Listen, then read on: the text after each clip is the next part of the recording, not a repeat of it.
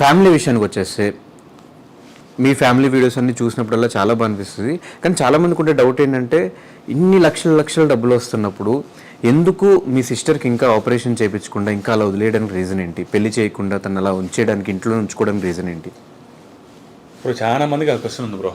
చాలా మంది అడుగుతూ ఉంటారు. నా రివ్యూస్ కవిత నగర్ బ్లాగ్స్ మా ఫ్యామిలీ బ్లాగ్స్ చూసే వాళ్ళకి కొంతమందికి అర్థమయ్యొచ్చు. కానీ చాలా మందికి అదే ఏంటి ఇంత వస్తుందని చెప్పాడు, ఇంత సక్సెస్ అవుతున్నాడు, చెల్లెలకి ఎందుకు ఐస్కి బ్లైండ్నెస్ పోవడం కోసం ఆపరేషన్ చేయించలేదని. అది అవ్వదు బ్రో. చూపించాం, మాకు స్తోమత లేనప్పుడు కూడా చూద్దాంలే వస్తుందేమనేసి నెల్లూరు హాస్పిటల్ తిరిగాము, ఒంగోలు తిరిగాము, అట్లా తిరిగి చూపించినప్పుడు ఏంటంటే అక్కడ డాక్టర్లు చెప్పింది అంటే నర్వ్స్ చిన్నవి మా చెల్లెలకి, కళ్ళు ప్రాబ్లం కాదు, కళ్ళకు వచ్చిన నెర్వ్స్ చిన్నవి, ఆ నరాలు చిన్నవి అవడం వల్ల నువ్వు ఐ మార్చి నా అయ్యో నీ అయ్యో ఎవరు చేసినా ఆ ఐకి ఉండే నర్వ్స్ అక్కడ లేవు.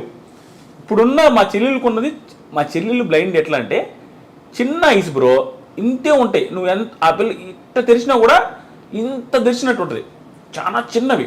దానివల్ల ఏంటంటే ఆ నర్వ్స్ అట్లానే వచ్చినాయి. ఇప్పుడు పెద్దవి మారిస్తే నువ్వు దగ్గర కోట్లోనేనో లక్షలోనేనో నువ్వు బిల్డప్కి మార్చావనుకో, ఉన్న ఐసైట్ 5% ఉంటుంది. మా చెల్లెలకి ఒక కన్ను ఇలా పెట్టుకుంటే కనపడదు బ్రో, ఇక్కడ వరకే. ప్లస్ ఇంత క్లోజ్గా ఉంటే కనిపిస్తుంది. ఒక కన్ను 0, ఇంకొక కన్ను 5% కనపడుతుంది. ఇట్లా పెట్టుకుంటే కనపడుద్ది.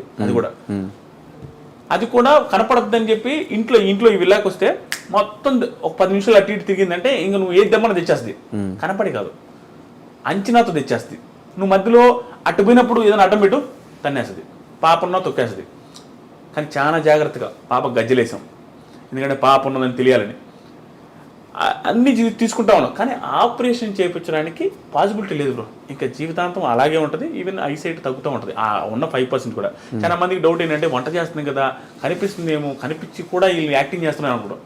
జెన్యున్గా దగ్గర నుంచి చూస్తే గీతు కూడా వచ్చింది కదా మా ఇంటికి, ఎవరికైనా అర్థమైపోద్ది. కళ్ళ ముందు చూస్తే మాత్రం ఆ పిల్ల కనిపించేంత కాన్ఫిడెంట్గా ఉంటుంది తప్ప కనపడదు. జస్ట్ వెరీ లైట్గా కనపడుద్ది, అది ఒక్కొక్కసారి అసలు కనపడదు. బయటికి వెళ్ళిన ప్రతిసారి నేను కవితను పట్టుకొని ఉంటుంది. దీనికి మాత్రం అప్రిషియేట్ చెప్పాల్సింది మా వైఫ్కి బ్రో. నేను ఏందాక చెప్పిన స్టోరీ ఏదైతే ఉందో 30 సంవత్సరాలప్పుడు 30 years టైంకి పెళ్లి కాని పొజిషన్ నుండి ఇంట్లో బ్లైండ్ పర్సన్ పెట్టుకున్న పర్సన్కి ఎంత బాధ ఉంటుందో ఆ పెళ్లి చేసుకునే అమ్మాయి నుంచి కూడా ప్రెసెన్స్ అంతే ఉంటుంది. మీ చెల్లెలు నా దగ్గర ఉండొద్దు, మీ చెల్లెళ్ళు కళ్ళు కనిపించిన ఆ పిల్లని నేను చూసుకోను, మీ నాన్న నా దగ్గర ఉండొద్దు, ఇవే కదా ఎవరిని పెట్టేది. ఈ రోజుల్లో 90% 95% లేడీస్ పెళ్లి చేసుకునే ముందు నేను నీతో ఉండాలా, మన ఇద్దరు హ్యాపీగా ఉండాలా, ఆ పిల్ల ఈ పిల్ల ఉండాలని పెళ్ళే చేసుకోరు. కానీ కవిత మా నాగలక్ష్మి ఉండి కూడా పెళ్లి చేసుకోవడం, ఇప్పుడు బయటకు వస్తే నేను చేతులు పట్టుకుని మా చెల్లెల్ని కనపడదు కాబట్టి తీసుకెళ్లే క్షణాలు ఎలాగైతే ఉంటాయో మా కవిత కూడా అట్లానే పట్టుకోలేదు. ఇది వెరీ రేర్ బ్రో. రాసిస్తా ఇలాంటి బాండింగ్. మా కవిత లాంటి పర్సన్ MSc మ్యాథమెటిక్స్ అయింది, ఇంత పొగరు కానీ ఇంత ఓవర్ యాక్షన్ కానీ అసలు ఏముండదు. మా చెల్లెల్ని బంగారంగా చూసుకుంటుంది. బంగారం అంటే నువ్వు తినకపోయినా కూడా తీరుస్తుంది, ఏదైనా ఆలోచన తినకుండా అంటది.